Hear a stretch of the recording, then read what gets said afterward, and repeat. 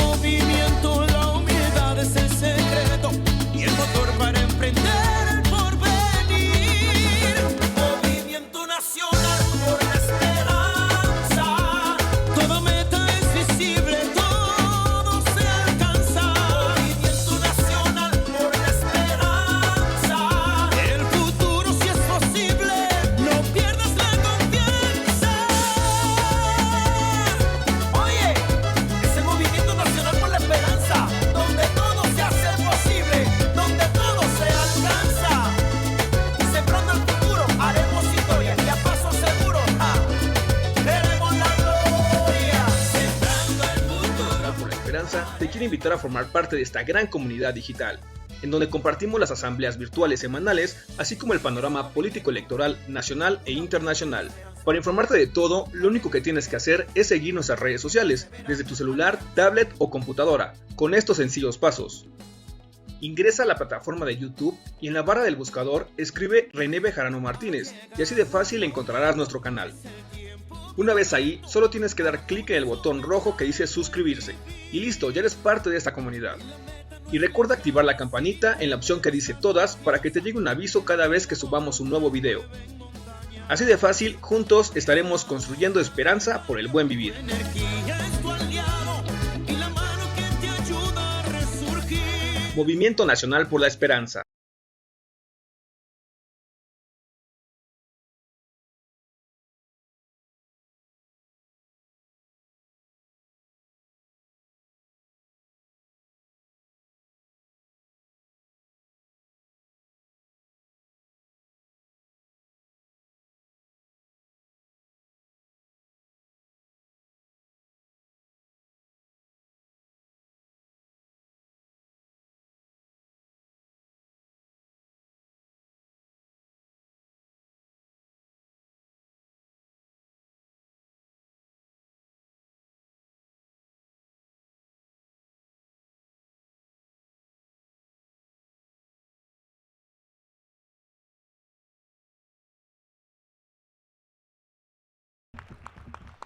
Del Estado de México nos acompaña nuestra compañera dirigenta Celina Trujillo.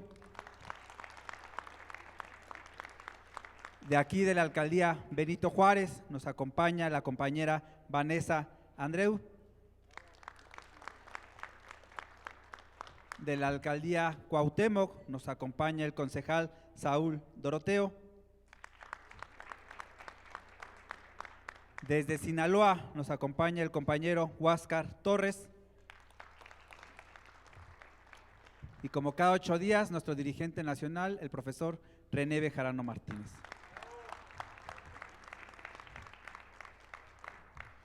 Para iniciar con nuestra ronda de participaciones, les vamos a dejar este video de nuestra dirigenta Dolores Padierna Luna, donde nos habla sobre el tema de la vivienda y de las reformas que mandó nuestro presidente Andrés Manuel.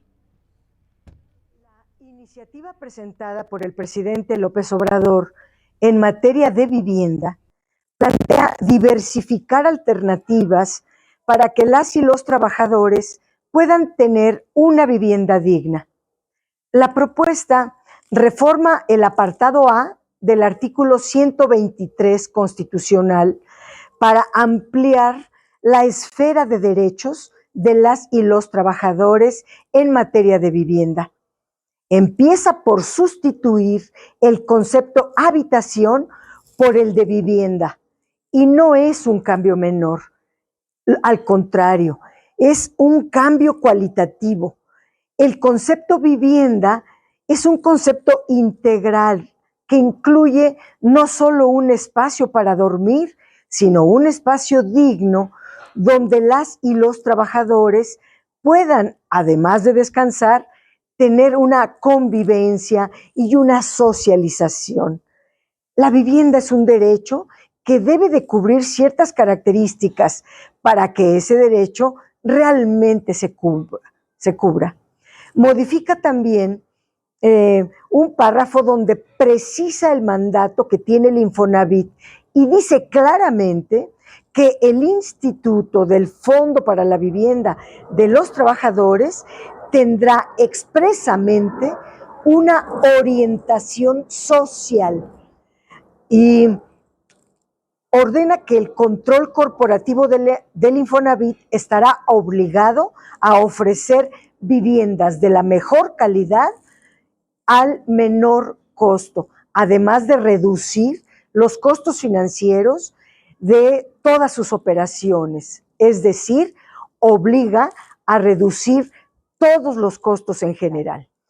Otra modificación muy importante es que crea el concepto de arrendamiento social dentro del Infonavit. Se coloca una nueva cartera de servicios, se introduce el concepto arrendamiento social que permitirá a las y los trabajadores poder acceder a una vivienda digna en menos tiempo del que se requiere para la compra de una vivienda. El mandato expreso de esta iniciativa de ofrecer arrendamiento social constituye un cambio de paradigma en la manera en que se ofrecen los servicios de acceso a la vivienda. Para empezar, los montos de las rentas a pagar por el arrendamiento social tiene un tope hasta de 30% del salario base de cotización. Con ello se asegura que las y los trabajadores no tengan que invertir todos sus ingresos en la renta de una vivienda. La regulación del arrendamiento social se complementa con otra regla: tener un año de cotizaciones como habitante para poder aspirar al arrendamiento social. Después de ese año, las y los trabajadores podrán adquirir una vivienda arrendada siempre que su permanencia y su pago de rentas sea mayor a los 10 años.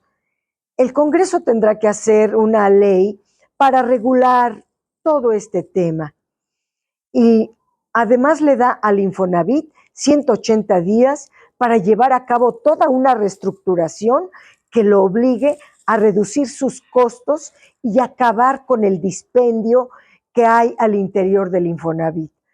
Queda claro que esta propuesta que propone el Ejecutivo Federal responde a dos demandas. Primera, el acceso efectivo a una vivienda digna y segundo, reducir los costos operativos del Infonavit.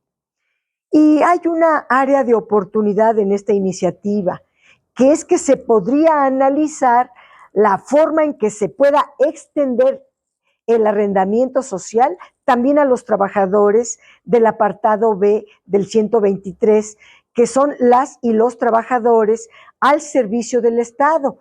Pues a ellos también, pues para ellos es apremiante hacer eficaz el derecho a una vivienda digna.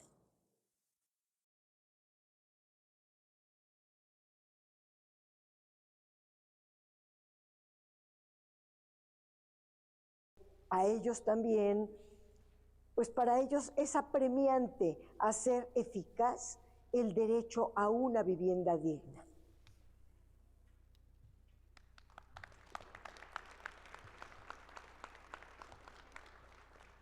Ahora le cedemos el micrófono a nuestro compañero Carlos Nieto.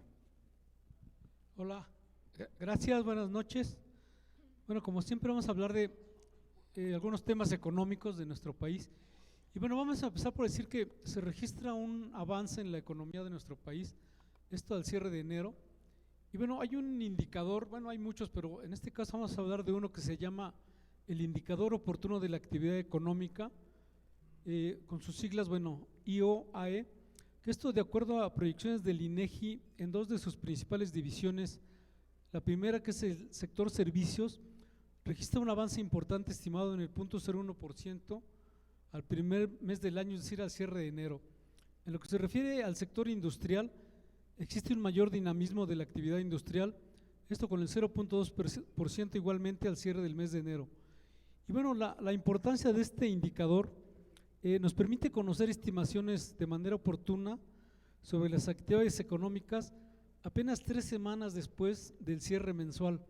Es decir, esto adelanta por ahí de 5 semanas a la publicación oficial, esto de acuerdo al INEGI, que es nuestra fuente.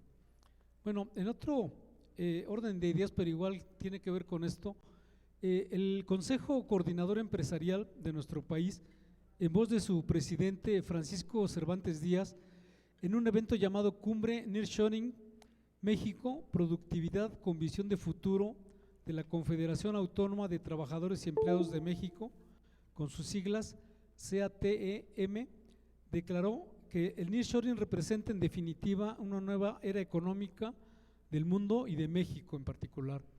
Y bueno, la llegada de empresas atraídas por este fenómeno de nearshoring podrían generar crecimiento económico por ahí del 4% anual. Hacia el resto de esta década se esperaría que con el nearshoring se alcance un 4% anual de crecimiento en el PIB, en lugar del promedio de los últimos años de 2,5%. Y bueno, para esto afirma que es muy necesario garantizar plena seguridad, desarrollar infraestructura con sentido de conectividad entre nuestra frontera y nuestras salidas al Océano Pacífico y al Golfo de México, contar con agua sustentable, energías limpias, accesibles y suficientes. Adicional a una simplificación regulatoria continua para facilitar la inversión y comercio en condiciones de competencia justa y con certeza de cumplimiento del Estado de Derecho. Mencionó que el nearshoring representa en definitiva una nueva era económica en el mundo. Citó además una cifra de intercambio comercial entre los dos países que tentativamente ascendió en el 2023 a 798,000 millones de dólares. Y bueno, el que los líderes empresariales y los proyectos generados en la cuarta transformación vayan alineados, como aquí se vislumbra, es una situación muy importante, puesto que muestra, es una muestra del bienestar común que podemos tener como nación. En otro dato también interesante, de otro de los proyectos relevantes que hay en el país, esto sobre el corredor interoceánico. Igualmente, la Asociación de Industriales del Estado de Veracruz dio a conocer los avances en los proyectos estratégicos, también en la modernización de los puertos de Coatzacoalcos y Salina Cruz. Ahí se afirmó que será este año cuando se interconecten el tren interoceánico y el tren Maya. Tienen previsto poner en operación la línea FA, que va de Coatzacoalcos y Palenque con 329 kilómetros para interconectar con el tren Maya. Esto en un comunicado posterior a la reunión llevada a cabo en días pasados con representantes de Mota-Engil México y la empresa Pro Istmo. Estas empresas fueron ganadoras de licitaciones en los polos de desarrollo de bienestar, PDB por sus siglas, y bueno, esto en el corredor interoceánico del Istmo de Tehuantepec. Aquí, como decimos, el que el sector industrial esté involucrado con los planes de gobierno es muy importante, y quiere decir que, bueno, en sentido común todo el mundo pondrá su máximo esfuerzo en estos enormes proyectos. Hoy vamos a hablar de un personaje conocido por muchos. Nuestro personaje es Roberto Hernández Ramírez. Este personaje, con una fortuna evaluada en 1.905 millones de dólares, de acuerdo con el ranking de millonarios 2023 de la revista Forbes, y en México ocupa por ahí del 12º lugar. Este personaje, dedicado básicamente a la actividad bancaria, es originario de Tuxpan, Veracruz.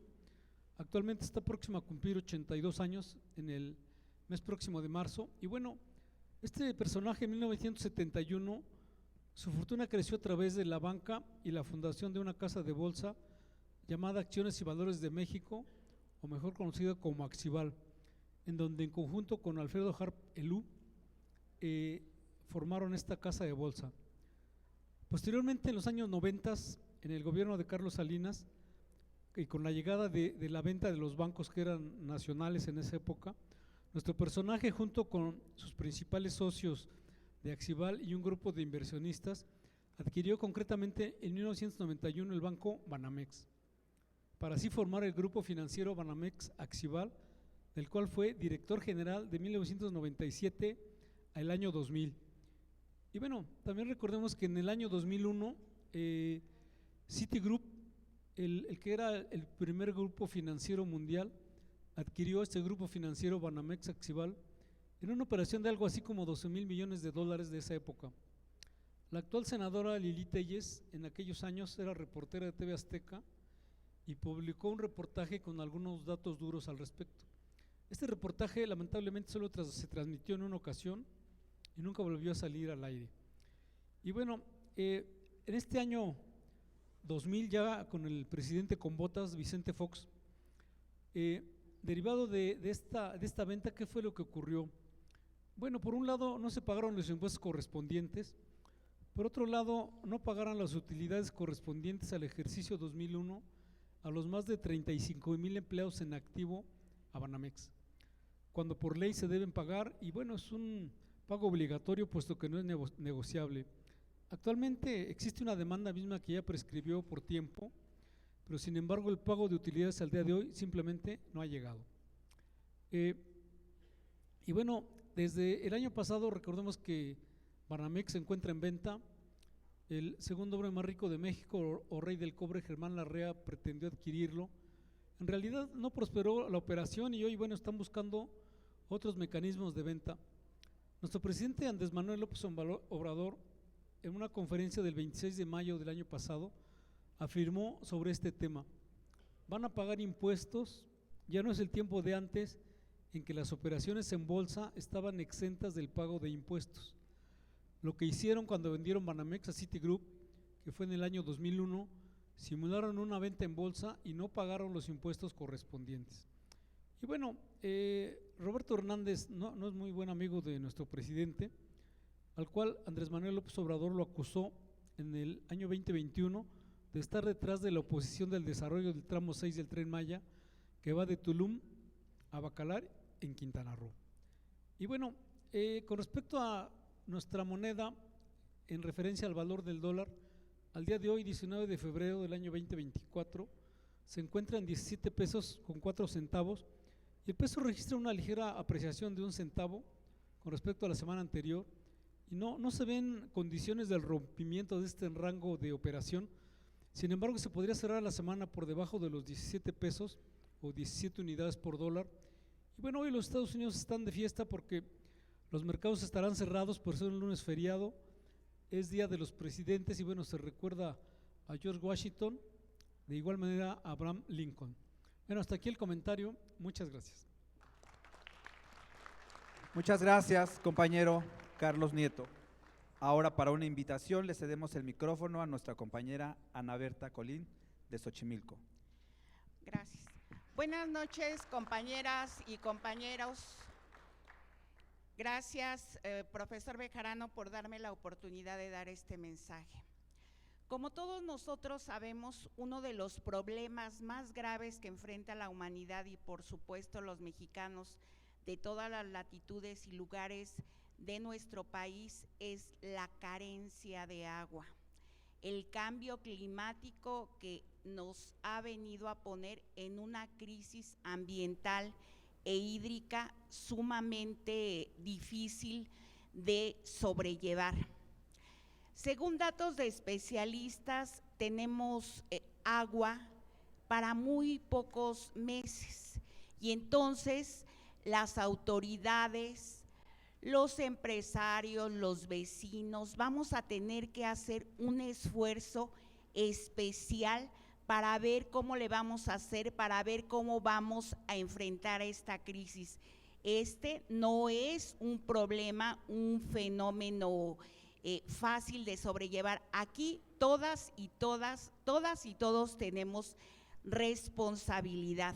Por ello, el Movimiento Nacional por la Esperanza, con su equipo en Xochimilco, estamos organizando el primer encuentro ciudadano por el agua, en donde estamos invitando, más allá de los colores, de las posiciones políticas, estamos invitando a todos los hombres y mujeres porque todos necesitamos el agua para sobrevivir, al igual que nuestros ecosistemas y todos los seres vivos que existen en nuestras comunidades y en nuestro planeta. Por eso, este sábado 24 de febrero, a las 3:30 de la tarde, en el DIF de Muyuguarda, que es muy fácil de ubicar porque está en Avenida Muyuguarda sin número, enfrente exactamente del Metrobús, vamos a tener especialistas y vamos a tener a vecinos y especialistas revisando qué es lo que vamos a hacer frente a esta problemática. Los estamos invitando desde aquí a todos y todas para que nos acompañen y que no sean solamente las autoridades las que nos digan desde arriba qué es lo que tenemos que hacer. Los vecinos, los ciudadanos, conocemos nuestro territorio, conocemos nuestra comunidad y debemos de decir qué es lo que se tiene que hacer y por supuesto también nosotros responsabilizarnos. Entonces, compañeros, una vez más, los esperamos este sábado 24 de febrero en el DIF Muyuguarda, que se encuentra en Muyuguarda sin número en Xochimilco, 3:30 de la tarde. Les pedimos que no falten y además esta va a ser una bandera de lucha dentro de nuestra campaña, que todos y todas las candidatas y candidatos se comprometan con nuestra propuesta, con nuestra plataforma en pro del rescate de Xochimilco, del rescate de nuestro Valle de México y del rescate de nuestro medio ambiente. Como decía Einstein, el futuro ya nos llegó y sus resultados van a ser catastróficos si no ponemos cartas en el asunto, manos en el asunto. Muchas gracias, los esperamos el sábado 24. Muchas gracias, compañera Ana Berta Colín, por esta invitación. Ahora le cedemos el micrófono a nuestro compañero Juan Carlos Montesinos de Coyoacán. Buenas noches a todos. Hay noticias que uno no quiere dar, sin embargo, yo creo que es un momento de hacerla y rendirle un homenaje a un compañero que por muchos años militó en nuestra corriente y siempre estuvo cercano y falleció a los 60 años, este 9 de febrero, el hijo menor de una familia, estudiante de economía en la UNAM, jugador de americano, un buen ciudadano, un buen luchador social. Dicen que nadie es profeta en su tierra y él en su colonia siempre fue un gran luchador social. Tan es así que aun cuando desarrolló diferentes puestos en el gobierno de la ciudad, en la Asamblea Legislativa, nunca se despegó de su territorio ni de su colonia. Siempre trató de llevar las buenas causas, los buenos proyectos, y eso le generó un gran reconocimiento toda la vida. Un hombre honesto, íntegro, muy preocupado por todos sus compañeros y por sus vecinos. Militó en el PRD, en Morena, su último cargo era el coordinador general de los COTS en Coyoacán. Siempre militó en la parte social en la Casa de la Mujer. Y todo esto lo llevó a que sus vecinos, el día de su defunción, el de su cremación, de la misa que hicieron en su colonia, el Reloj, propusieran hacerle un monumento. Yo conviví los últimos 2-3 meses muy cercano por la enfermedad que tuvo, y a pesar de que al principio que yo llegué a esta corriente, él y yo chocábamos mucho, con el tiempo nos podemos llevar bien, y siempre reconocí que era un hombre que zanjaba las diferencias y siempre hacía buenas propuestas. Al final nos llevamos muy bien y por eso me siento comprometido a tratar de sacar el proyecto que sus vecinos propusieron, hacerle un monumento. Yo me quedé impresionado que en 2 días de su luto, la muerte y el luto, más de 1000 gentes estuvieron en las diferentes reuniones, en las redes. Fue muy sentido, fue un pésame muy sentido, fue un luto muy sentido. Eso es lo que creo que debe ser un buen líder. Ese es el gran reconocimiento. Al final no nos llevamos nada, y más ahorita que estamos en la lucha tenaz para tener una candidatura y estamos preparados para no tenerla, nos lo ha dicho muchas veces el profesor. Es cuando yo digo y reflexiono, este es el gran líder, el que todo el mundo reconoce. Nunca tuvo una propuesta para ser candidato a una diputación. Siempre buscó los proyectos para beneficiar a sus vecinos y apoyar a otros para que llegaran. Esto lo digo desde lo más adentro de mi corazón para que la gente medite y esté consciente que al final no nos llevamos nada. Y si hay que ceder para mejorar a la sociedad, hay que ceder. Porque no siempre vamos a estar en los primeros lugares. Eso yo lo he aprendido aquí en La Corriente. A veces juegas con balón, a veces sin balón. A veces tenemos muchos balones, a veces no tenemos balones. Un aplauso para mi querido Manuel González Cruz.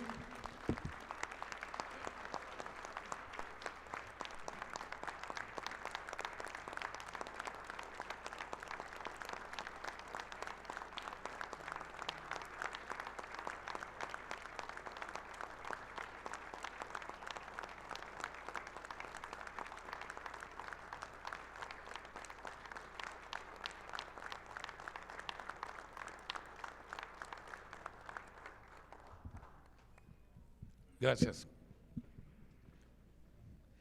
Gracias, compañero Juan Carlos Montesinos. Ahora le cedemos el micrófono a nuestro compañero concejal Saúl Doroteo. Gracias. Muy buenas noches, compañeras, compañeros que están presentes, a los que nos siguen por redes sociales. Muy excelente inicio de semana. Yo quisiera abrir mi participación felicitando a la compañera Dolores Padierna Luna por su registro al Distrito 4 Federal por la Diputación en Iztapalapa. De igual manera, en Cuauhtémoc se registró como candidata a diputada local en el Distrito 9 la compañera Ileana Sánchez Chávez, que es la coordinadora del Movimiento Nacional por la Esperanza en la Alcaldía Cuauhtémoc. No cabe duda que vamos a tener compañeras legisladoras de primer nivel en los congresos. Quisiera comentar que el día de hoy se cumple un año de la represión violenta que hubo en el kiosco Morisco en Santa María la Ribera. Muchas y muchos de ustedes recordarán como la alcaldesa Sandra Cuevas, que hoy se registró como candidata de Movimiento Ciudadano al Senado, háganme ustedes el favor, reprimió una manifestación pacífica llena de paz, llena de música, de cultura popular, y exactamente hoy se cumple un año de esa represión. ¿Cómo se festejó, cómo se conmemoró? Con paz y baile. Ayer se concentraron adultos mayores, niñas, niños, mujeres, hombres, para pedir solo una cosa: libertad de expresión, libertad en las diferentes formas de expresar nuestra cultura, nuestras artes, nuestros deportes, nuestra recreación, y que sea un ejemplo para los diversos gobiernos que están por entrar a finales de este año, y que sea un ejemplo que la cultura, la recreación, el deporte sea escrito en nuestra Constitución y debe de estar garantizado para cada una y cada uno de nosotros. El tercer tema que quiero comentarles es que se siguen realizando los registros a las diferentes coordinaciones que va a tener nuestro partido Movimiento Morena y nuestros aliados, el Partido del Trabajo y el Partido Verde. En muchas y en muchos de esos espacios se están registrando las juventudes que vamos a tener el peso más grande en la elección.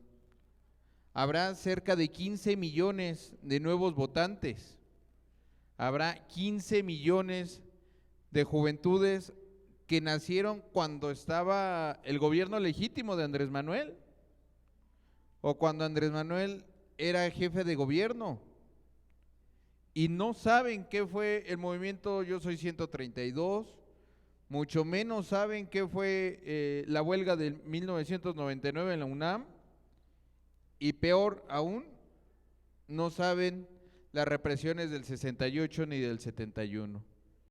Es decir, hay juventudes que creen que el PRI es una alternativa. Hay juventudes que creen que el PAN tiene una cara nueva, como lo está prometiendo. Ese es el peligro que tenemos en nuestras comunidades. ¿Qué es lo que nos queda hacer? Concientizar a las juventudes, concientizar sobre los logros que ha tenido la Cuarta Transformación en nuestra demarcación, en nuestra colonia, en nuestra calle, en nuestro entorno. Y comentarles, platicarles, ¿por qué no?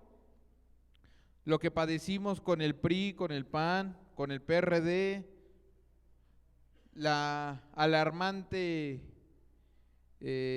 emergencia que se crea a partir de las redes sociales.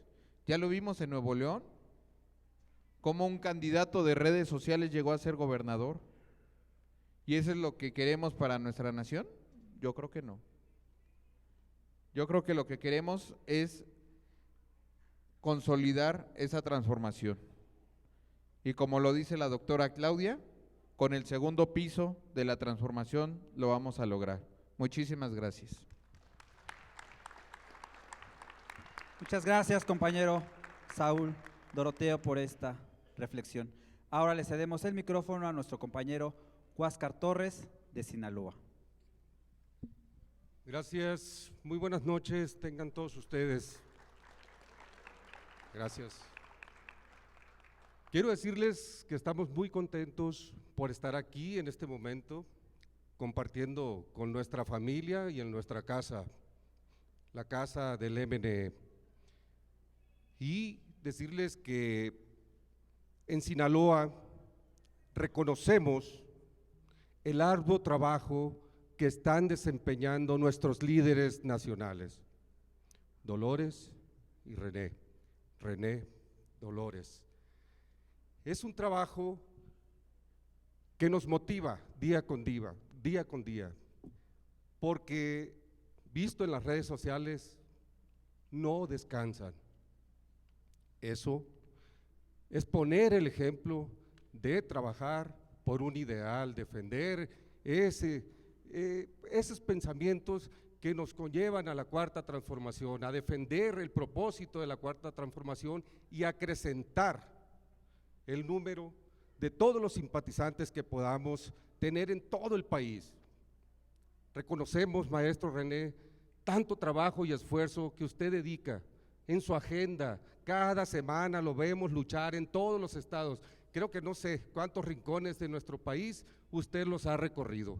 Y por eso vengo a reconocer su trabajo y ni se diga de nuestra líder Dolores Padierna, a quien les pido por favor un fuerte aplauso.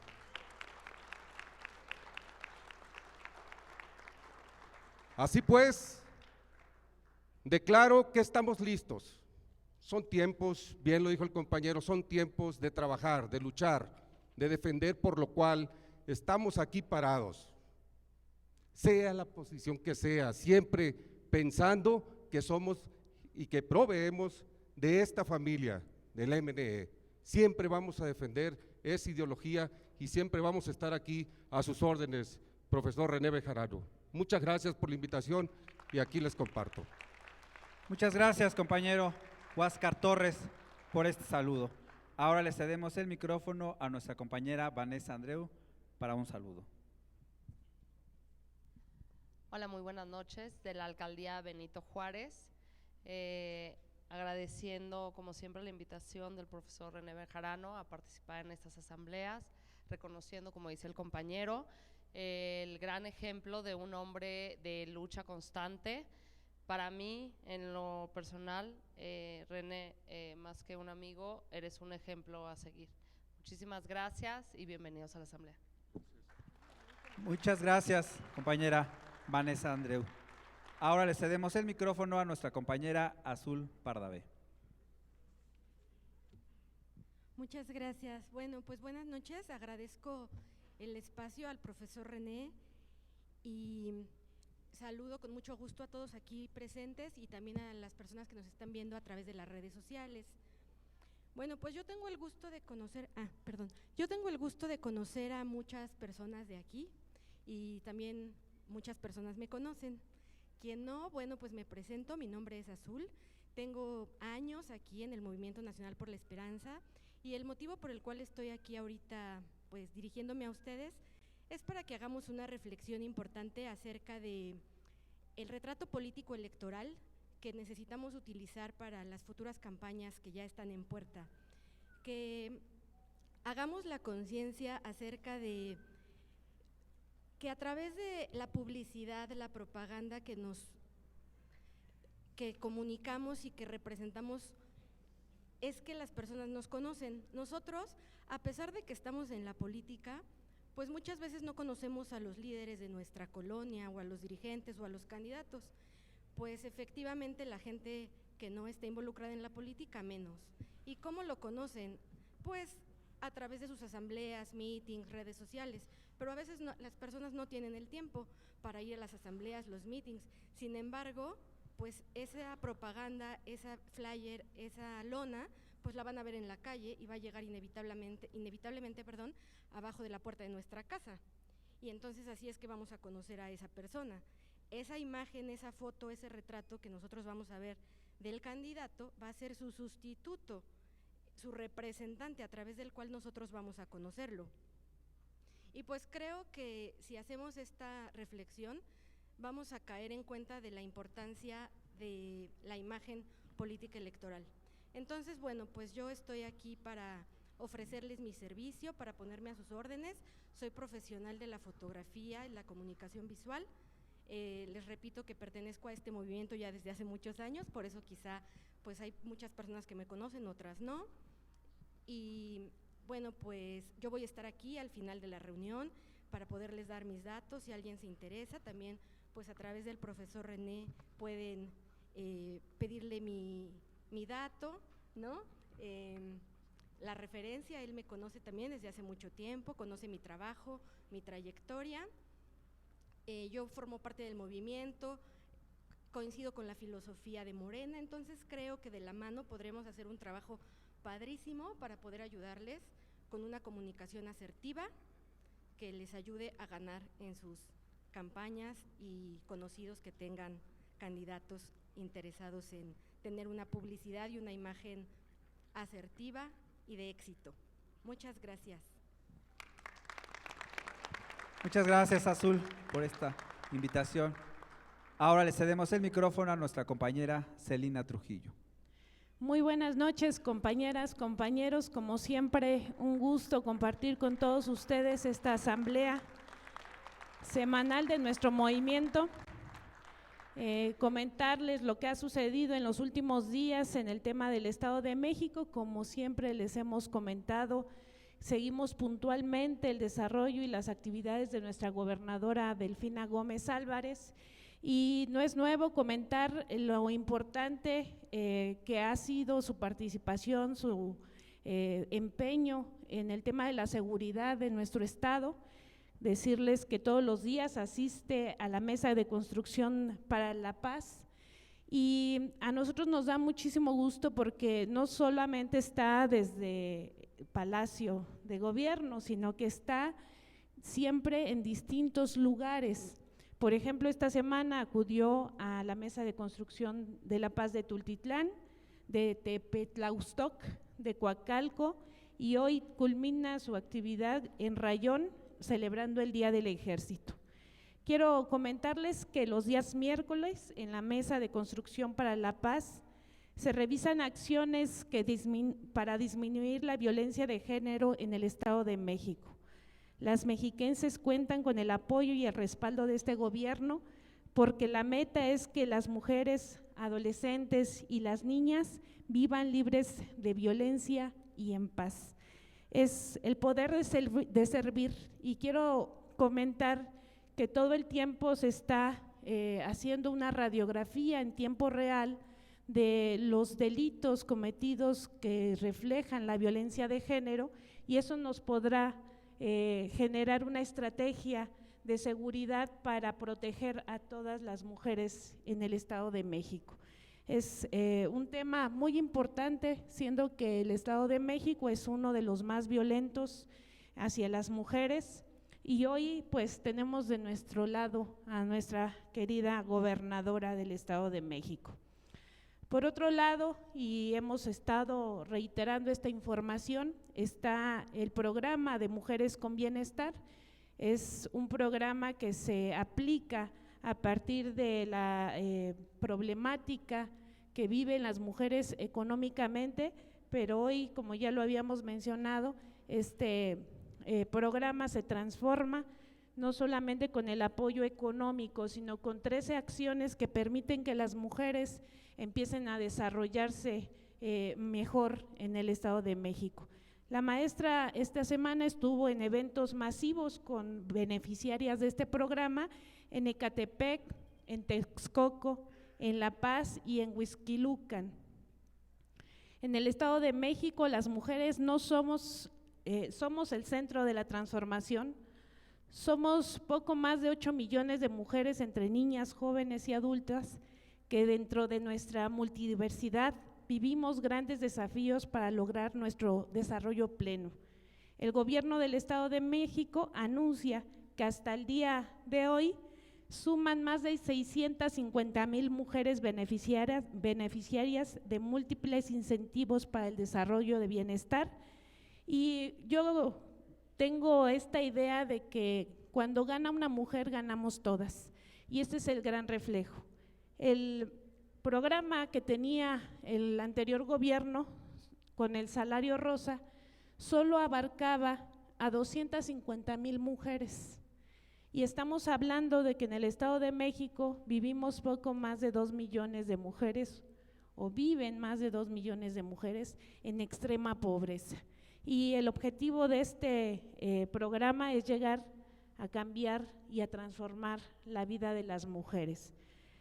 Comentarles que pues no solamente está enfocado al tema de la mujer, por supuesto que se suma este gobierno del Estado a las jornadas nacionales de la escuela a la comunidad. Tiene como objetivo fomentar, prevenir las adicciones en diversas actividades como la activación física, y el objetivo es: si te drogas te dañas. Es llegar a todos y a todas nuestros jóvenes del Estado de México para lograr que no seamos carne de cañón para la delincuencia, y por supuesto eliminar cualquier amenaza de que nuestros jóvenes, hombres y mujeres, caigan en las drogas. Y esta campaña se inició en Nezahualcóyotl, pero se va a estar haciendo en todo el Estado de México. Comentar este tema que platicó nuestra compañera Ana, que es un tema preocupante en el Estado de México. Estamos en el tiempo de estiaje en el Estado de México, y quiero comentar algunos detalles. Se informó que en la Ciudad de México y en el Estado de México tendrán una importante crisis de agua, ya que el sistema Cutzamala tiene bajo los niveles. Por supuesto estamos hablando de que no ha llovido, pero esto pues urge que los mexiquenses lo conozcamos, porque de repente pues llega la escasez y no sabemos por qué razón. La sequía extrema ha causado estragos en el almacenamiento de presas, al grado de que de las 210 principales que hay en el país, que almacenan el 92% del agua en los embalses nacionales, actualmente se encuentran al 51% de su capacidad. La situación es aún más crítica en el Valle de México, ya que el sistema Cutzamala, que abastece el 25% del agua que llega a la Ciudad de México y al Estado de México, actualmente está al 39.8% de su capacidad general. Dio a conocer el monitoreo de organismos de las cuencas de agua. El organismo de las cuencas de agua pronosticó que el día cero para el Valle de México podría llegar en junio de este año, aunque este escenario solo se prevé en caso de que las reservas del sistema Cutzamala no logren recuperarse durante la temporada de lluvias. Quiero, por ejemplo, darles un ejemplo de lo que sucede. Para que Nezahualcóyotl, con un poco más de 1 millón de habitantes, tenga pues agua cotidiana, se requiere que tenga ciertos números de litros por segundo. Hoy, por la situación de sequía, Nezahualcóyotl recibe solo el 60% del consumo que requiere para que este municipio tenga pues mínimamente un día al agua para todos los habitantes. Sin embargo, llega la mitad. Y como toda la estructura hídrica de Neza es muy antigua, muy vieja, se tiene hasta un 60% de ese 60% de fugas de agua. Y es un desarrollo tan grande, Nezahualcóyotl, que se requiere la atención de millones y millones y millones de pesos para atender todas las fugas de ese municipio. Pues eso por 125 municipios que tenemos. Es un tema complejo. Dicho, también comentar, por ejemplo, que Nezahualcóyotl solo cuenta con 10 pozos de agua, de los cuales 8 sí sirven. Uno lo va a donar para el parque ecoturístico del Estado de México y por supuesto está en grave crisis. No obstante, pues viene el proceso electoral, que eso va a mermar. Sin embargo, pues son cosas que vienen de origen de un huachicoleo del agua en el Estado de México. Las causas no solo son las fugas, las causas también son células locales, el crimen organizado y los sindicatos que ahí operan el tema del agua. En otro momento lo había comentado, pero en administración me enseñaron que cuando se piensa en un negocio y se piensa bien, lo primero que tienes que hacer es generar la necesidad y vender la solución. Y así es la manera local que generan. Los alcaldes, las autoridades cierran las válvulas y nos venden las pipas de agua, carísimas en el Estado de México, por cierto. Es una manera, un modus operandi que todavía se está dando. Sin embargo, hoy el secretario de Seguridad, Andrés Andrade Telles, anunció que establecerán una política de seguridad en torno a este recurso ante la crisis histórica de nuestro estado. El robo del agua, por una parte, ha incursido en las células de corte local, municipal o regional, que acceden a pozos no autorizados para hacer la extracción ilegal y para vender irregularmente el vital líquido en nuestro estado. A esto se suma al menos 3 sindicatos, como el Sindicato 22 de Octubre, el Sindicato Libertad y la Unión de Sindicatos. Ellos son las personas que tienen pues prácticamente el 98% de las pipas que reparten y venden el agua, no solo en el Estado de México, sino también en la Ciudad de México. Esta actividad cobra relevancia ante la crisis hídrica del Valle de México, y Valle de Toluca y Ciudad de México. Con esto, al menos 238 protestas en 43 municipios por este vital líquido. Y lo que sigue, compañeras y compañeros, por eso es importante que conozcamos la situación de la crisis del agua, porque se va a dar que va a haber muchísimas más protestas. Pero lo que les quiero decir con esto es que las autoridades del Estado de México están poniendo en marcha no solamente un plan para abastecer el vital líquido en nuestro estado, sino también en cuidar esta agua que por años ha sido huachicoleada en nuestro Estado de México. No está de más que nosotros, como ya lo dijo la compañera Ana, tengamos una campaña de cuidar el agua. Cuida el agua, que nada te cuesta. Podría escucharse muy obvio lo que voy a decir, pero es importante que se lo digamos a la gente. A veces la inconsciencia hace que generemos el desperdicio de agua de una manera que nosotros no estamos dimensionando el gran problema, pero utilizar dispositivos ahorradores de agua no está de más.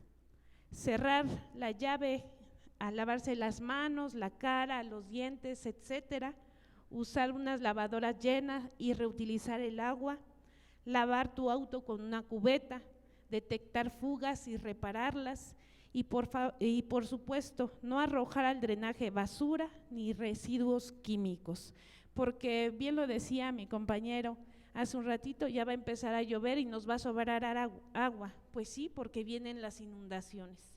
En el Estado de México, en la zona oriente particularmente, sufrimos de inundaciones porque nuestros drenajes, como el resto del estado, pues nunca se le dio mantenimiento y hoy sufrimos las grandes consecuencias.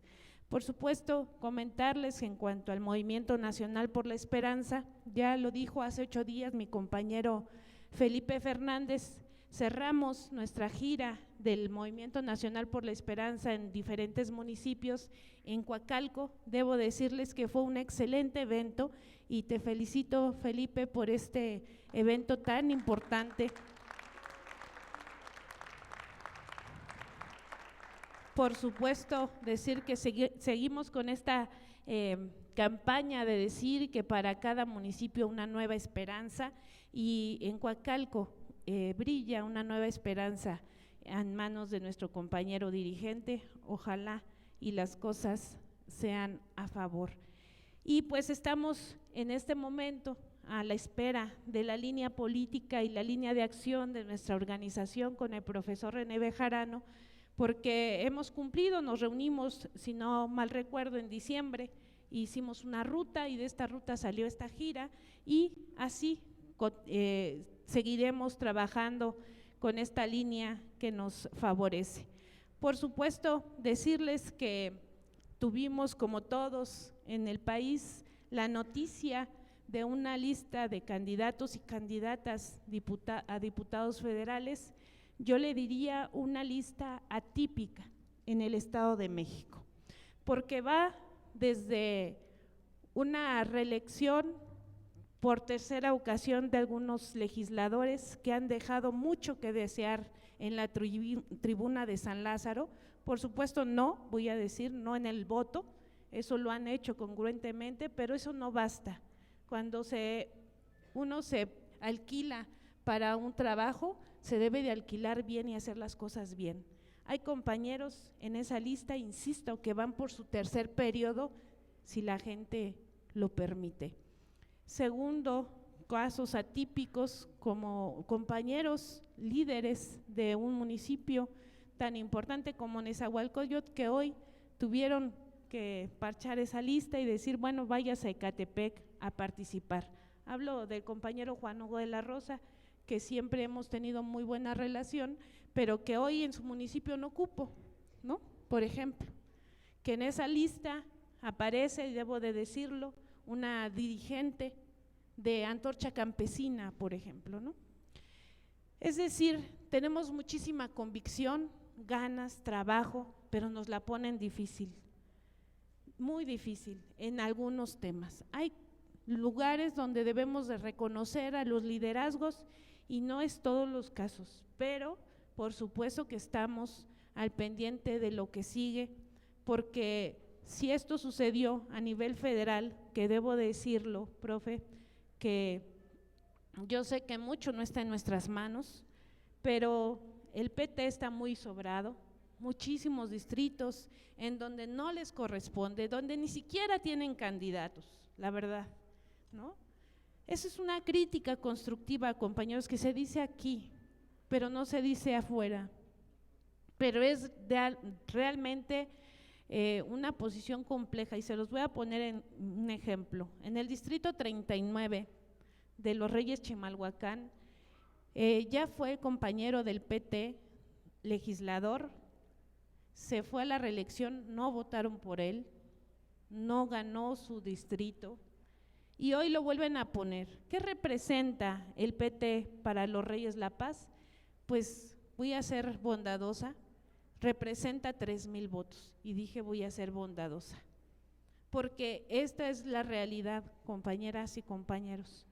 No obstante, decirles que el movimiento junto con sus liderazgos hemos trabajado para ser considerados. Lástima que no se aplicaron las encuestas, lástima, porque yo estoy muy segura que de este movimiento en el Estado de México hubiéramos obtenido bastantes candidatos a consideración de lo que implica el Estado de México, el número de liderazgos y por supuesto la capacidad de muchos y muchas compañeras. Sin embargo, pues no estamos en el momento ni en la calidad de regatearle un solo voto a este compañero presidente Andrés Manuel López Obrador. El plan C debe de continuar, pero sí hacemos el llamado a la consideración de la inclusión, de valorar el trabajo para lo que viene en el términos locales.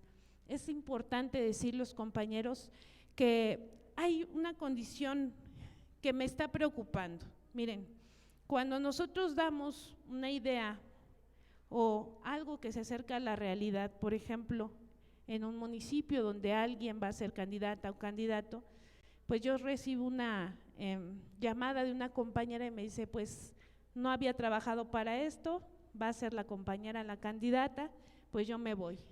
Y yo les he dicho a mis compañeros en donde puedo platicar con ellos, no es el momento de regatear. Y quiero decirles una cosa, el que uno esté aquí por un interés personal no es correcto, porque estamos hablando de un proyecto de nación y me voy a permitir darles los argumentos que yo le di a esta compañera. Miren, si ella me dice que va a apoyar lo nacional, va a apoyar lo federal, va a apoyar lo local, pero que en lo municipal no va, y yo le digo, es cuestión de números, y si me equivoco me corriges, profe, pero por supuesto que vamos a ganar la presidencia, vamos a ganar los diputados federales, pese lo que pase, los locales, pero si en lo municipal merma en un tema cuantitativo en la Cámara Federal, que es lo que nos debe de preocupar en los senadores, porque esos votos que bajan le van a mermar a los plurinominales que todavía existen, y entonces vamos a estar en una condición en la que el PRI, el PAN y el PRD quieren que estemos, porque ellos no van por la presidencia, ellos van por un número de diputados federales que les permita seguir frenando la transformación de nuestro país. Entonces es ahí donde no entra si me gusta o no me gusta el candidato, si me gusta o no me gusta la candidata. Y eso yo me veo con la obligación de decirlo aquí, compañeros, porque de otra manera se pensaría que damos un mensaje distinto y no es así. Nosotros sí estamos en la disposición, por supuesto, de que la cuarta transformación y el plan C del presidente se logre. Que nos la ponen difícil, muy difícil, pero no estamos aquí por un asunto personal, sino un asunto de interés nacional y a lo mejor se podría establecer que hasta internacionalmente. Entonces, pues, esto sería como mis comentarios, compañeras y compañeros, sin antes decirles que festejamos inmensamente el registro de la doctora Claudia Sheinbaum y por supuesto que nuestra dirigente Dolores Padierna hoy se perfile para ser legisladora y me parece que en el lugar que le hayan colocado ella saldrá avante y por supuesto que cuenta con el Estado de México. Muchas gracias. Muchas gracias, compañera Celina Trujillo, por esta reflexión. Ahora le cedemos el micrófono a nuestro dirigente nacional, al profesor René Bejarano Martínez. Buenas noches, compañeras, compañeros. Muchas gracias por conectarse a la transmisión de esta asamblea a través de las redes sociales. Agradezco también a las y los compañeros de diversas entidades de la República y de la Ciudad de México que están aquí presentes. En específico, agradezco a las compañeras y compañeros de Sinaloa, de Baja California, que de muy lejos vienen para acá, de Chiapas también, por allá anda el compañero Carlos Esquinca, muchas gracias por estar presente. También compañeros de Jalisco, que se presentan regularmente, de Veracruz, la compañera Anaíd, de Tlaxcala, me da mucho gusto saludar también a Stephanie de Oaxaca y claro está del Estado de México, que siempre están aquí presentes en estas reuniones que sin su participación serían muy diferentes. De la Ciudad de México también les agradezco a las compañeras y compañeros que vienen de las diversas alcaldías, de aquí de Benito Juárez, de la Cuauhtémoc, como ya se dieron cuenta, de Coyoacán, de la Gustavo Madero, la compañera Maribel Barrientos por ahí anda de Iztacalco, de Iztapalapa, de Miguel Hidalgo, de Tlalpan, que están aquí presentes, de Venustiano Carranza y de Xochimilco. Muchas gracias a todas y a todos ustedes. Quiero resaltar el homenaje que hicimos al compañero Manuel González Cruz en boca de Juan Carlos Jiménez Montesinos. Quizás muchos de ustedes no lo conocieron, fue un líder social y político de Coyoacán. Me tocó trabajar con él cuando tuve la fortuna de ser candidato a diputado local por el antiguo distrito 32 de Coyoacán, que ganamos con amplio margen, gracias, entre otros, al trabajo de Manuel y su equipo, y particularmente de la zona de Santa Úrsula y específicamente de la colonia El Reloj. Lo recordaremos como a muchas y a muchos que, por desgracia, pues se han ausentado de nuestra existencia. Sin embargo, pues se conserva su vida y su obra en nuestra memoria. También resalto la presencia de la compañera de nombre Azul, porque luego dicen la compañera Azul y pues no la ven azul, pero de nombre Azul, quien ofrece sus servicios para el trabajo de imagen fotográfica. Es importante darle atención no solo a los que son candidatas o van a ser o candidatos, sino todo aquel que hace trabajo político pues requiere cuidar su imagen. A veces no se detalla, no se hace bien y luego resulta que la fotografía pues termina asustando hasta a los niños y es una especie de autosabotaje. Entonces se vale hacer un poco de Photoshop, de trabajo cosmético, total, son como dicen en la religión, mentiras piadosas, que todo mundo entiende. Ya cuando nos conozcan de viva voz, pues puede haber una profunda, en la imagen puede haber una profunda decepción, pero pues como muchos nada más van a ver la fotografía, pues no importa. Muchas gracias por este trabajo. Azul pues vamos a poner sus datos en los chats para que quien la quiera contratar pues ahí se ponga en comunicación con ella. Estamos en la asamblea semanal del MNE correspondiente al lunes 19 de febrero del año 2024. Hay muchos temas que se pueden resaltar de esta semana. En primer lugar, los contenidos de la reforma al Poder Judicial que buscan una integración de la Corte que se reduciría de 11 a 9 integrantes, la elección ciudadana de jueces, magistrados y ministros, renovar todos los cargos en 2025, la sustitución del Consejo de la Judicatura Federal por órganos administrativos y disciplinarios independientes y nuevas reglas procesales como es la reducción de plazos para resolver asuntos fiscales y penales y se prohíbe otorgar suspensiones contra leyes con efectos generales. Hay muchos aspectos para argumentar en cada uno de estos temas, sin embargo, pues ya los estaremos explicando paulatinamente a lo largo de las próximas semanas. En lo que se refiere al debate político, el presidente López Obrador respondió al comentócrata Jorge Castañeda, quien cuestionó si el mandato tenía relación con grupos criminales. Dijo López Obrador: lo que estimo más importante en mi vida es mi honestidad y tengo tranquila mi conciencia. No me voy a rendir mientras esté como dirigente, como servidor público. Voy a mantener mis ideales y mis principios en alto, sentenció. Este tema es importante resaltarlo porque hay una campaña muy fuerte ideada por los mismos asesores que hicieron la campaña contra Andrés Manuel en el año 2006, que se conoció como que Andrés Manuel era un peligro para México.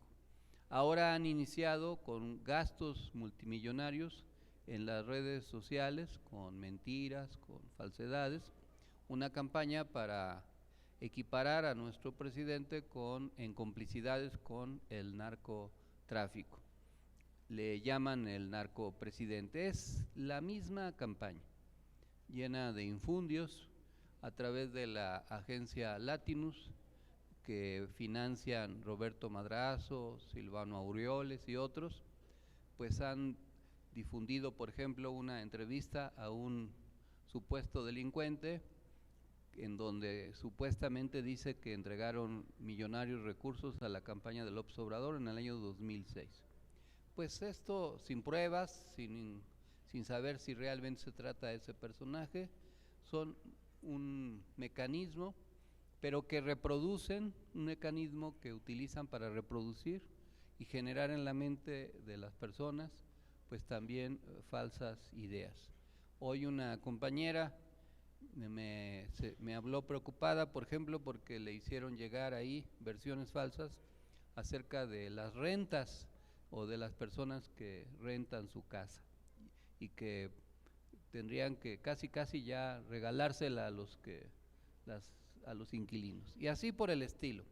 Entonces tenemos que estar desmintiendo y revirtiendo toda esa campaña que busca generar miedo, desconfianza, odio, y que se implante en la gente, en la mente de la gente, versiones que pues no tienen nada que ver con la realidad.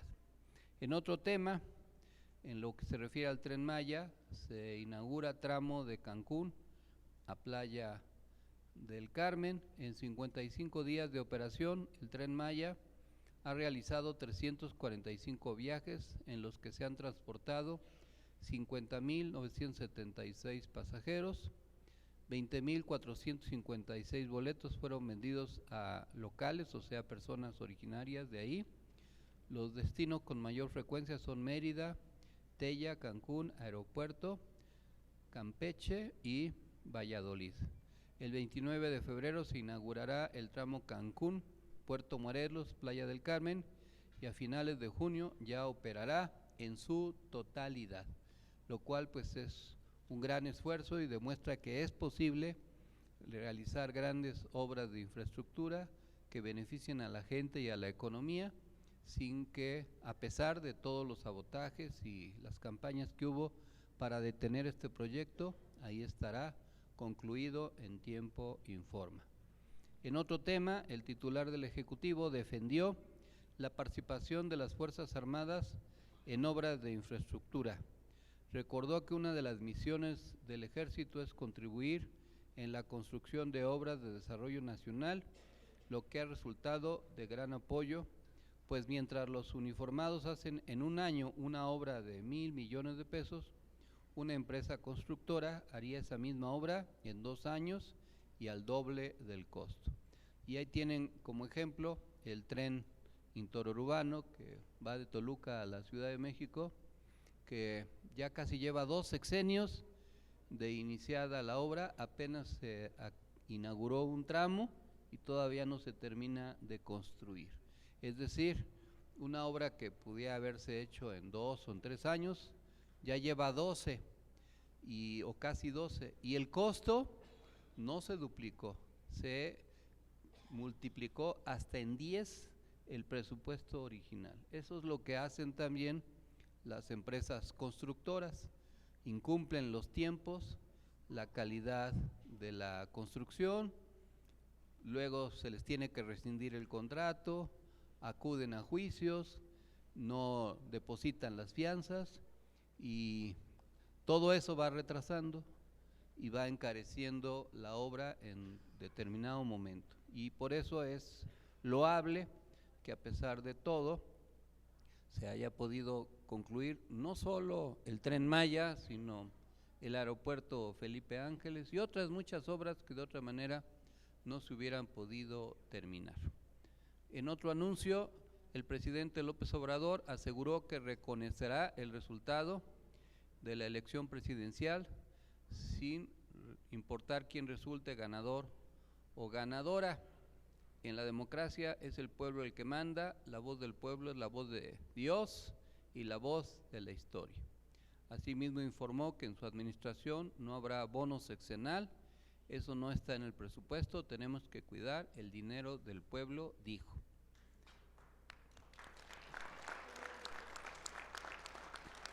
El 24 de febrero, el presidente López Obrador encabezará la conmemoración del Día de la Bandera en Sinaloa. Eso se hará en Mazatlán, como dicen los que viven allá, o sea, en Mazatlán.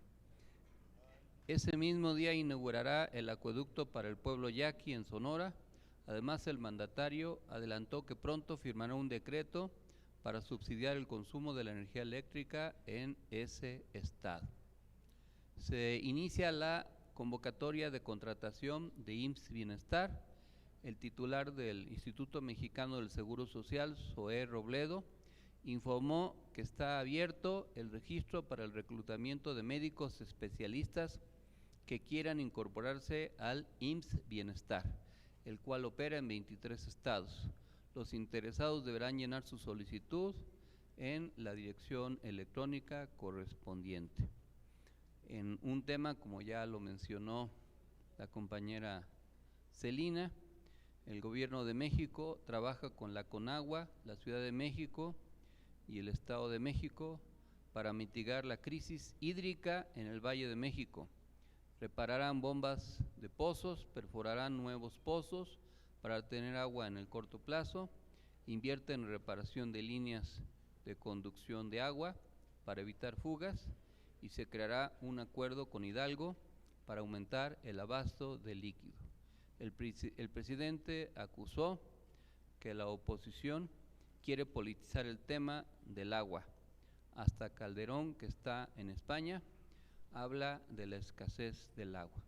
Y es que Calderón, como siempre está en el agua, dice que siempre está en el agua porque ya se va a acabar.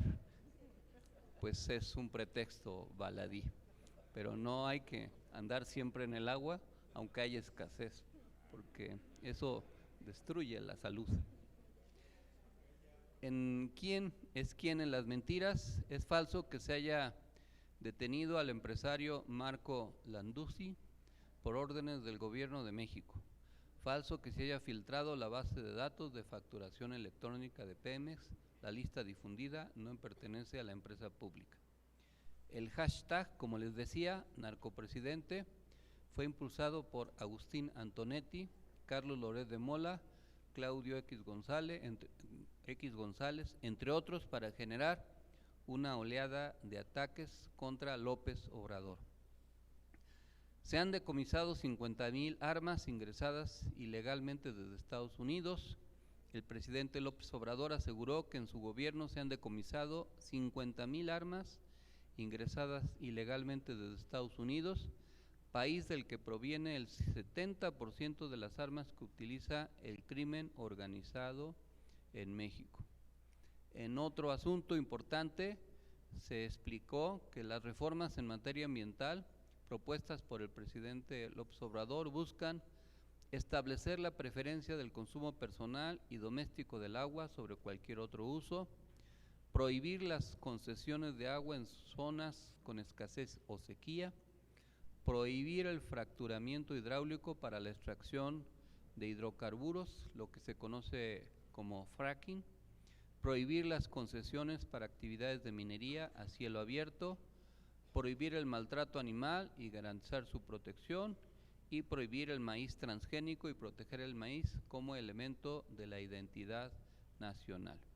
En otro tema que también se utilizó mucho esta semana para atacar a la Cuarta Transformación, el presidente Andrés Manuel López Obrador le aseguró a los transportistas que exigen más seguridad en las carreteras del país, que su gobierno está comprometido en protegerlos. La Guardia Nacional propuso incluir a 600 elementos en los operativos de vigilancia. El mandatario denunció que líderes de organizaciones han politizado el tema de la seguridad por los tiempos electorales. También, como parte de la defensa de la forma de actuar del gobierno de la Cuarta Transformación, se informó que el plan de reconstrucción de Acapulco ha invertido 28.463 millones de pesos en apoyo a los damnificados y para la recuperación de las zonas afectadas por el huracán Otis. Esto se hizo aunque el Fonden legalmente no exista, lo que no ha impedido que se hayan mandado los recursos que se han requerido para rehabilitar el puerto. Se han entregado 190.750 paquetes de enseres domésticos y más de 290.000 apoyos para la reconstrucción de viviendas. La suspensión del pago del servicio eléctrico se ampliará hasta julio. El plan de reconstrucción no parará por la veda electoral, las obras y apoyos continuarán.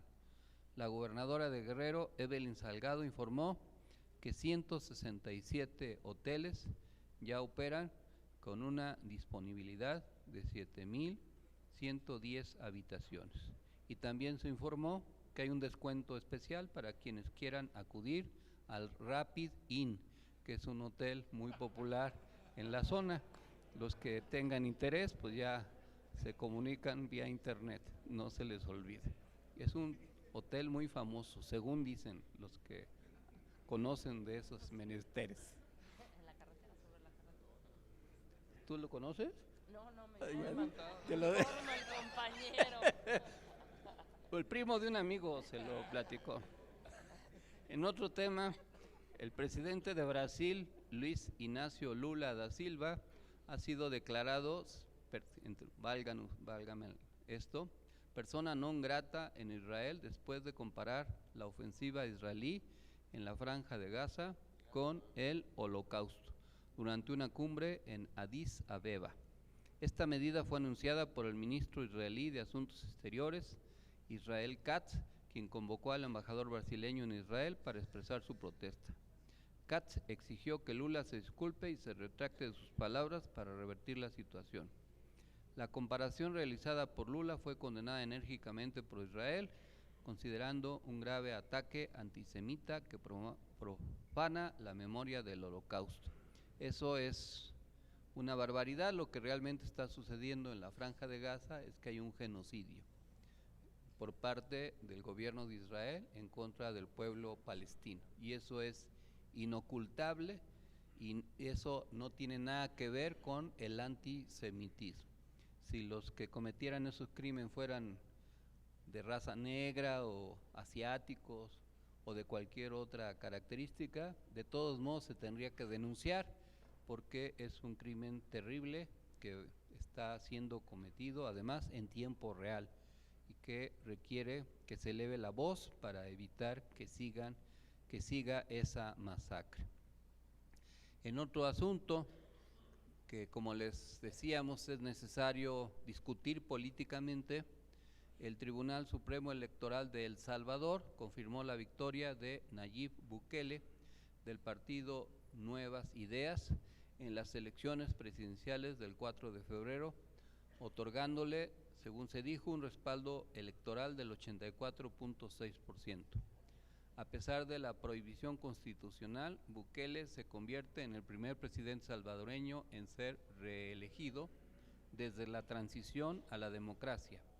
La misión de observación electoral de la OEA expresó preocupación por la demora y falta de uniformidad en el escrutinio final, señalando deficiencias en la capacitación del personal y la intimidación por parte de nuevas ideas. El periodista Carlos Dada denunció la reelección como un fraude que comenzó con cambios en la judicatura para permitir la candidatura de Bukele, advirtiendo sobre una posible deriva hacia una dictadura.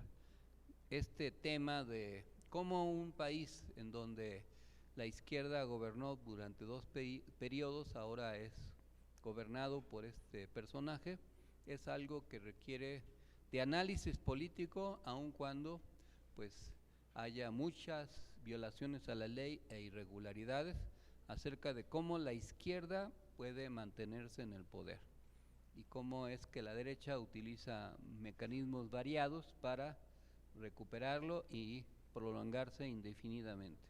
A nuestro presidente lo acusan de intentar reelegirse, aunque todo el tiempo ha dicho que no se va a reelegir y no se reelegirá.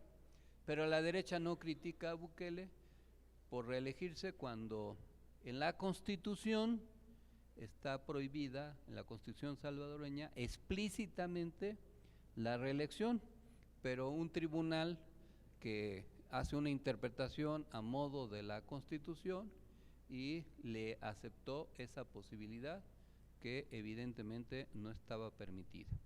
En la evaluación del desempeño del presidente, pues se mantiene en niveles de aprobación, según esta casa encuestadora, cercana al 60%, con vaivenes. En algunas entidades el nivel de apoyo es más alto, como es lógico, como en Tabasco, y hay entidades en donde la situación no es tan halagüeña, en donde tenemos niveles de aceptación más bajos. Ahí se les manda el cuadro estadístico. Este es relevante por la estrategia electoral. No es lo mismo hacer candidaturas o proponer candidaturas y hacer alianzas en entidades como Tabasco, en donde se tiene un nivel de aprobación arriba del 70%, que en Aguascalientes, en donde estamos en un nivel de aprobación del 41.7%. Esto es necesario evaluarlo. Les mandamos el cuadro analítico de los hechos que significan abonos tácticos, contrapesos, equilibrios y mermas coyunturales para el análisis político correspondiente. Esta semana estuvimos atentos a las determinaciones de múltiples candidaturas, por esa razón decidimos posponer la visita a Querétaro, que esperemos se pueda hacer a mediados de marzo, pero este fin de semana vamos a retomar el trabajo de visitas a las entidades. Estaremos el próximo sábado 24 de febrero en Sayula, Jalisco. Ya les avisamos allá a los compañeros para que nos puedan acompañar, y si alguno de ustedes quiere asistir o tiene familia que convocar, pues ahí los esperamos. Va a ser en la terraza El Centenario, allá en el estado de Jalisco. Les recordamos que hay una movilización el día 1 de marzo, que es el inicio formal de la campaña de Claudia Sheinbaum. Hasta donde recuerdo es a las 4 o 5 de la tarde en el Zócalo de la Ciudad de México. Es viernes y es importante pues acudir a hacer un evento masivo por las implicaciones que tuvo la movilización que se hizo el día de ayer y que requiere de cierta evaluación y análisis. Nosotros tenemos que interpretar políticamente las estrategias de los adversarios. Los adversarios saben que los partidos de la coalición que apoyan a la señora Gálvez tienen un nivel de desprestigio elevado, o como dicen los mercadólogos, tienen un voto negativo muy alto o voto de rechazo, que es el caso del PRI, pero no solo el PRI, también el PAN y lo que queda del PRD. Por eso se disfrazan, ocultan su identidad, sus colores, y se han, como el año pasado, se han disfrazado de rosa para generar una coartada política. Esta estrategia, pues, es una manera de presentarse ante la sociedad. En segundo lugar, se presenta un disfraz también de ciudadanía, cuando es evidente que hay una militancia política muy clara de los principales organizadores, pero que ahora se nos presentan como si fueran ciudadanos que no están presentes en la vida partidista del país, lo cual también pues es falso. La plataforma que presentan también es demagógica, cuando hablan de la preservación de la democracia, cuando si algo los caracterizó, pues son las múltiples violaciones a la democracia, ya no se diga del PRI, que cometía muchísimos fraudes electorales, crímenes de Estado, represiones, violencia, pero la derecha panista pues no se quedó atrás, incluido el fraude electoral del año 2006, entre otras muchas cosas. Ahora se cubren con la bandera de la democracia, pero es una coartada para tratar de desprestigiar con discursos de odio la propuesta de la Cuarta Transformación. Sin embargo, nosotros no tenemos que subestimar a las fuerzas conservadoras y sus aliados, porque tienen muchos recursos económicos nacionales e internacionales, buscan una restauración del antiguo régimen, tratan por eso de generar un ambiente político que enrarezca el aire en los medios de comunicación y que genere miedo, odio irracional, y que también propicie una actitud emocional o poco racional en la hora de votar. Esto ya lo ensayaron en el año 2021 y tuvieron parciales resultados positivos para ellos. No debemos menospreciar que hubo en algunas regiones del país cierto voto masivo que nos perjudicó y que no permitió que lográramos ganar las elecciones en muchas entidades. La derecha promueve y estimula esa conducta porque parten del supuesto de que si hay un voto masivo, entonces se pueden revertir los resultados que hay hasta ahora en las encuestas. Y en parte tienen razón, porque en el 21 se tuvieron resultados negativos porque en zonas de clase media o de clase media alta, el porcentaje de participación electoral llegó a ser hasta del 70% e incluso del 80%, en tanto que en las zonas de clase media baja o popular, la participación fue la tradicional, del 40, 45, 50%. Y claro que eso generó un desbalance. No hay que confiarse en las encuestas. Las encuestas pueden tener errores porque la gente a veces oculta su verdadera intención del voto y hay desviación de los mismos votos cuando la cantidad de los indecisos disminuye o de los que no declaran su intención de voto o éstas acuden a votar. Dos casos recientes que vale la pena recordar son el de Tamaulipas, donde nuestro compañero Américo Villarreal tenía, según las encuestas, ventajas de hasta el 20% y se obtuvo el triunfo, pero por una diferencia de un dígito, es decir, no en las estimaciones proyectadas. Y lo mismo sucedió en el Estado de México. También en el Estado de México las encuestas arrojaban diferencias muy elevadas a favor de la compañera Delfina. Se ganó, pero tampoco fue en la cantidad que se había estimado. Ahora las encuestas traen una ventaja muy clara a favor de la compañera Claudia. No dudo de que se va a ganar, pero lo que la derecha intenta es a reducirla, si pudieran revertirla. Y una de sus maneras de hacerlo es inducir al voto masivo. ¿Qué tenemos que hacer entonces nosotros? Pues si ya estamos tomando nota de lo que ellos están haciendo o piensan hacer, pues tenemos que aplicar la contrallave, como dijera el santo, al Blue Demon. Y eso implica, en primer lugar, preservar la unidad.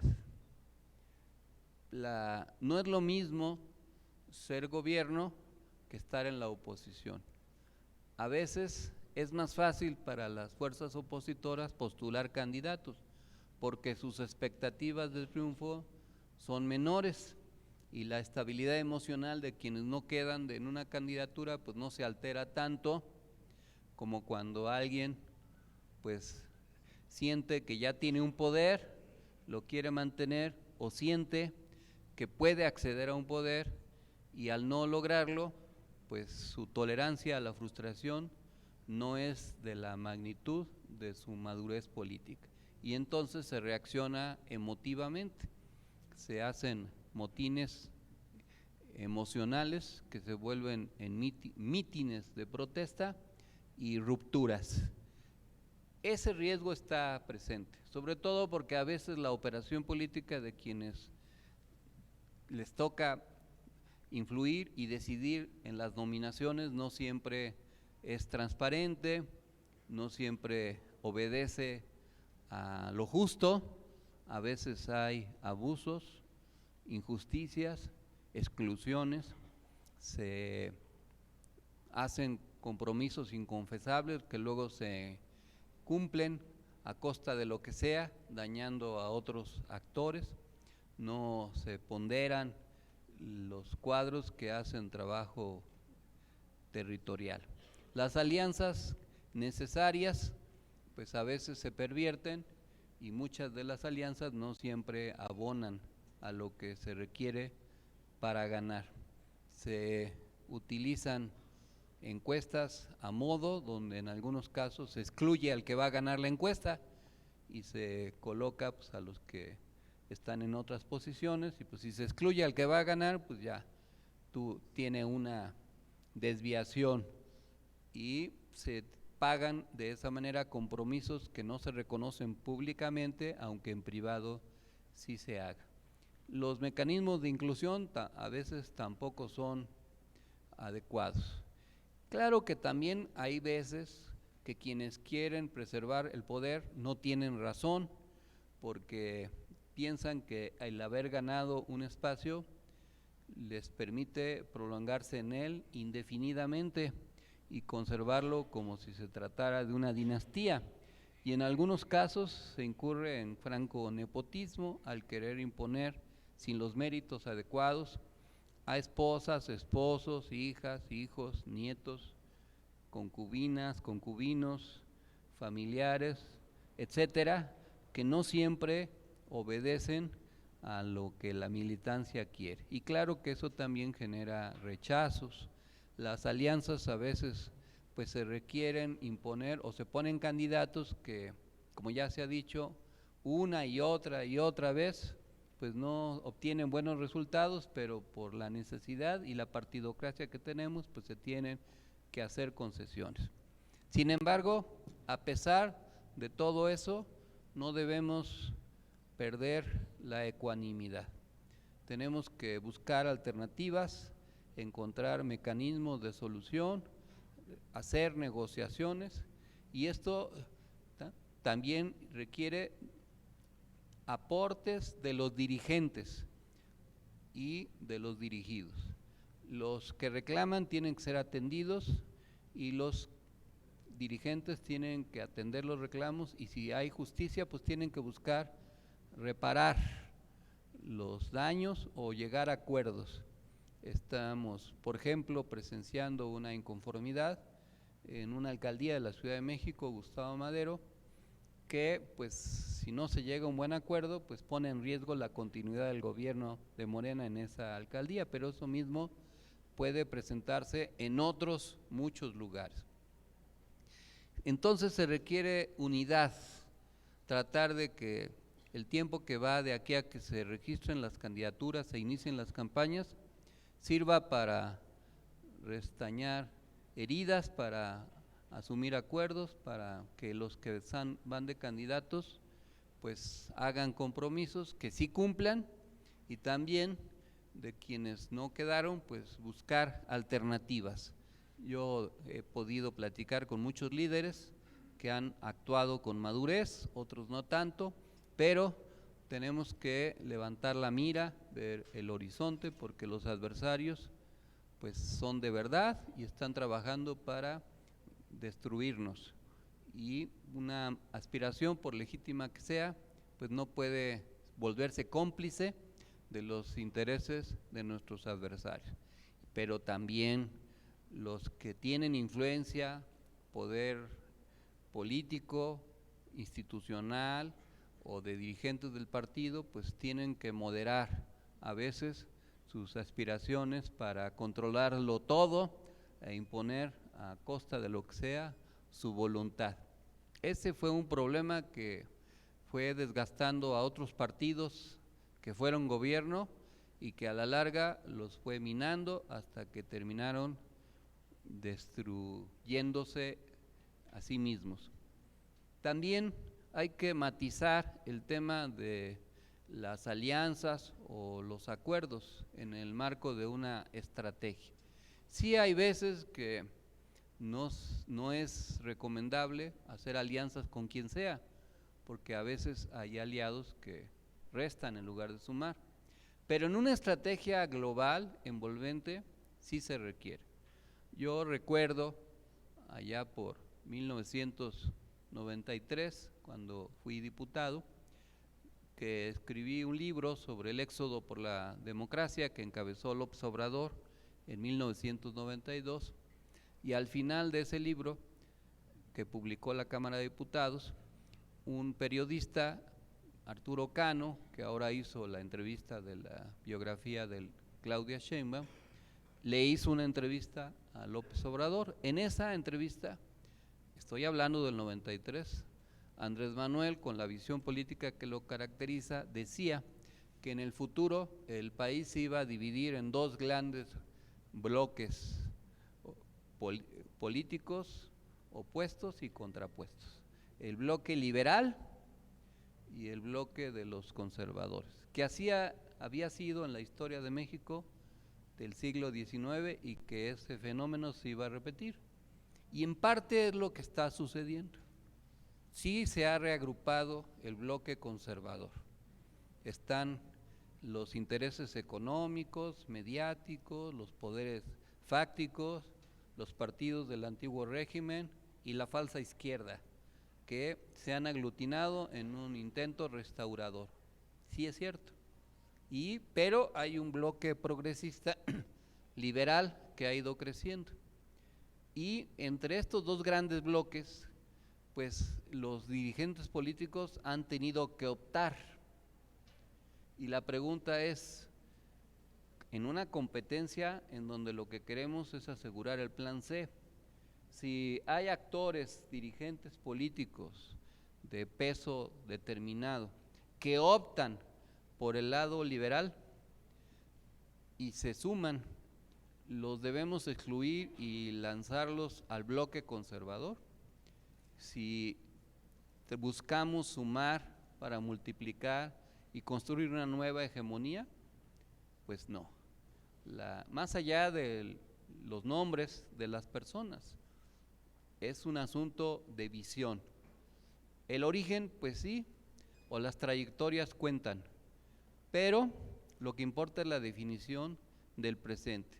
Y estamos en una coyuntura difícil, en donde no tenemos asegurada la victoria y en donde tenemos que sumar y multiplicar. Claro, pudiera haber una justa indignación de actores políticos que sienten que no hay un adecuado reconocimiento a su trabajo, aunque también yo sé que hay abnegación, compromiso y que a veces, aunque se trabaje mucho, pues no se valora, pero otras veces no hemos sido lo suficientemente eficientes, productivos para lograr que nuestras propuestas sean muy conocidas, que tengamos el apoyo de los miles de personas que requerimos para ganar una elección, que acordemos que en la política como en la vida, una cosa es lo que pensamos de nosotros mismos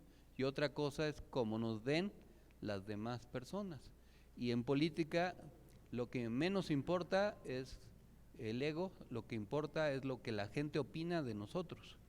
Y a veces no cuidamos o no trabajamos, o muchas veces pasan los meses, incluso los años, se abandona el trabajo territorial, se descuida la estructura, no se afinan las estrategias y unos meses antes o incluso en la víspera pues ya nos acordamos de que queremos ser candidatos y pues ya otras figuras nos han tomado ventaja y luego resulta que es muy difícil.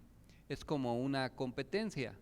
Si vamos a hacer una competencia deportiva, pues el que entrena se mantiene en forma, cuida su alimentación, duerme bien, hace el amor 3 veces al día cuando menos, etcétera, pues está en una alta posibilidad de triunfar.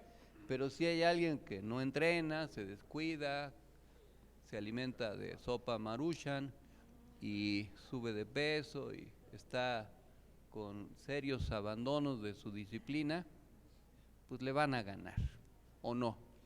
Eso también lo tenemos que reconocer y también cuidarlo.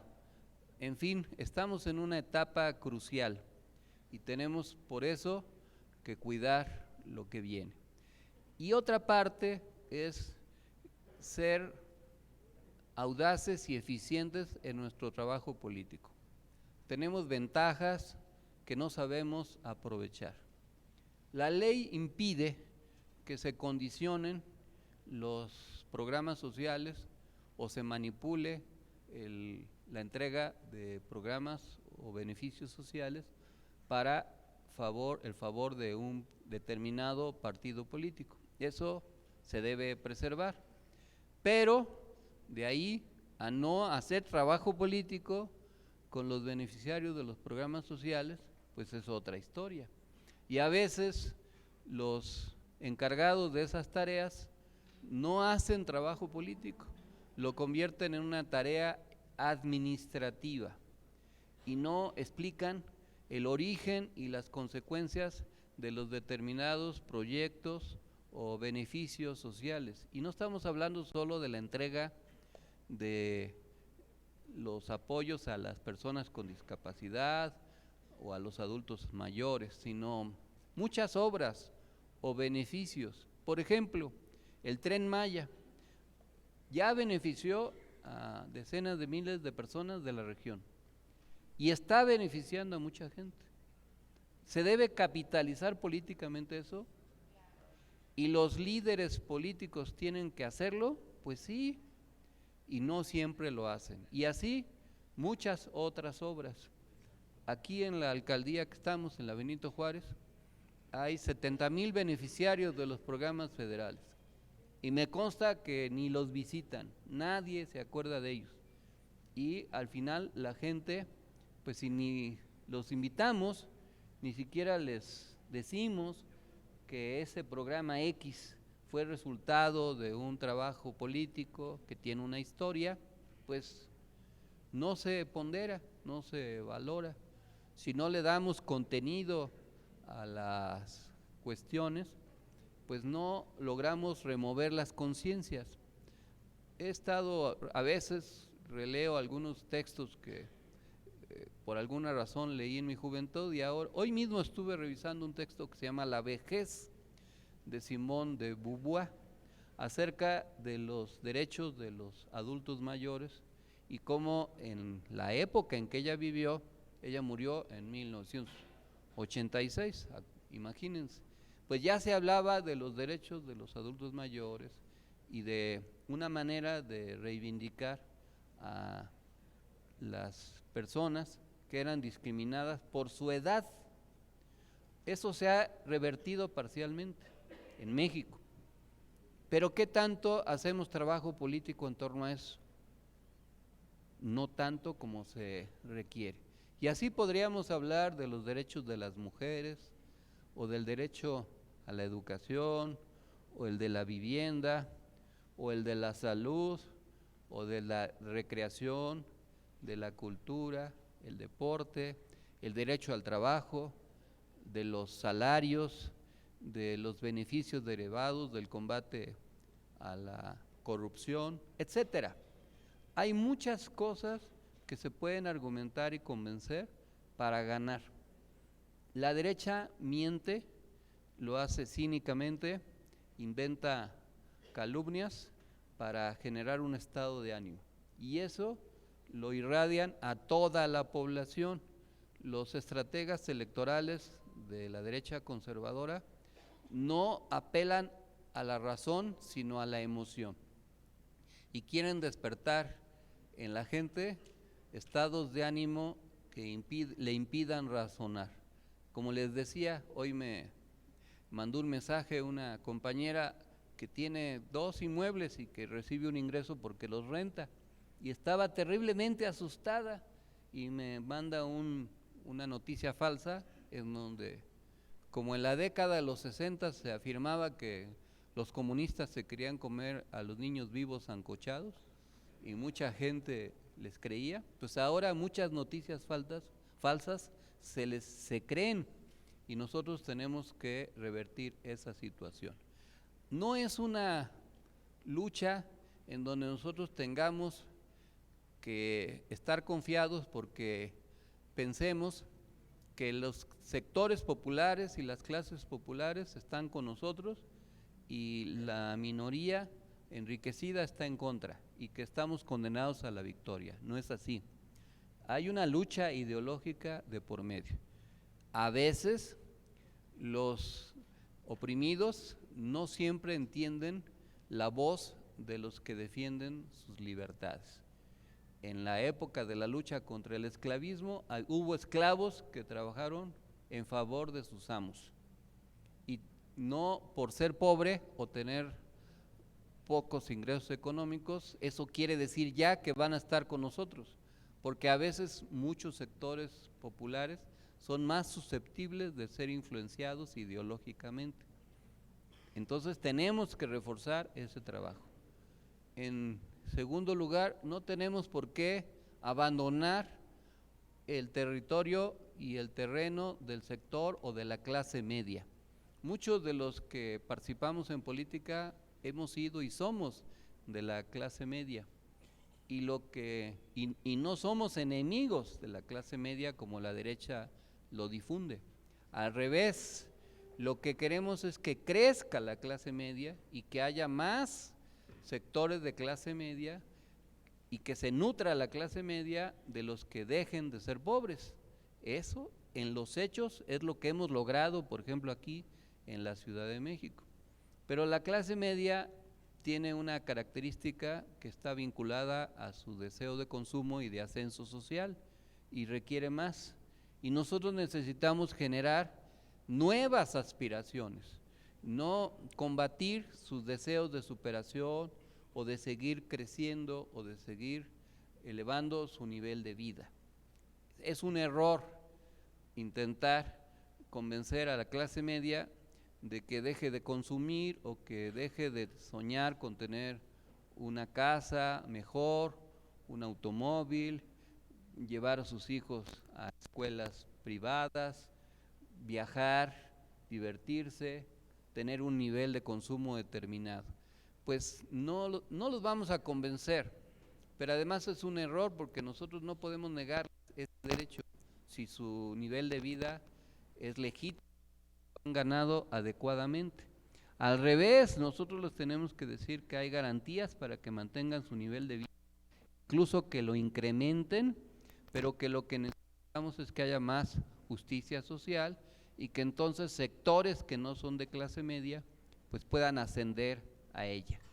En la Ciudad de México, en los más de 25 años de gobierno de la izquierda, la clase media ha crecido, pero hemos descuidado el trabajo ideológico.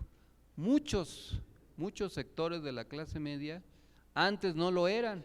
Yo hice campaña allá en Coyoacán, en la zona de los Pedregales, en Santo Domingo, en la colonia Ruiz Cortines, en la colonia Ajusco, y la composición social de hace 20 años es muy distinta de ahora. Muchos de los sectores populares de aquellas colonias ahora son de clase media, y nosotros no vamos a ir a ofenderlos diciéndoles regrésate a la pobreza para que me sigas apoyando, pues qué tontería. Tenemos que adaptar nuestra estrategia política. Si además ese crecimiento en su nivel de vida es producto de los buenos gobiernos, pues en lugar de tenerlos como adversarios, hay que convencerlos como aliados. Todo esto es lo que está de por medio y nosotros necesitamos tener claridad para poder convencer. Así es que, pues, vienen etapas muy difíciles y no quiero dejar pasar otro asunto que eventualmente se puede presentar. La derecha se especializa en crear alguna provocación que genere algún estado de ánimo y que lo manipule política o ideológicamente. En el pasado, por ejemplo, tomaron como bandera el asesinato de Paco Stanley para linchar mediáticamente al ingeniero Cuauhtémoc Cárdenas. Luego la historia demostró que ese crimen no tuvo nada que ver con el ingeniero y que tenía relaciones con deudas del narcomenudeo tan común en el medio de